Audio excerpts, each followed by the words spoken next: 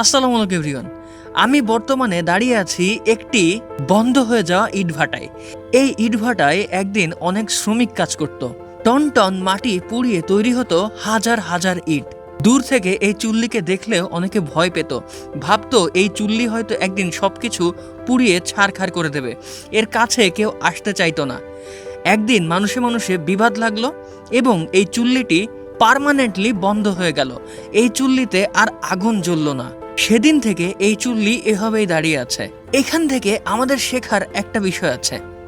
আমরা সম্পদ আর আধিপত্যের জোরে অনেক সময় অহংকারী হয়ে উঠি, কিন্তু আমাদের মনে রাখতে হবে এই চুল্লির আগুনের মতোই সবসময় কিন্তু আমাদের কাছে পাওয়ার বা টাকা পার্মানেন্টলি থাকে না। একদিন না একদিন সম্পদ শেষ হয়ে যায়, কিন্তু যেটা থেকে যায় সেটা হচ্ছে সম্মান।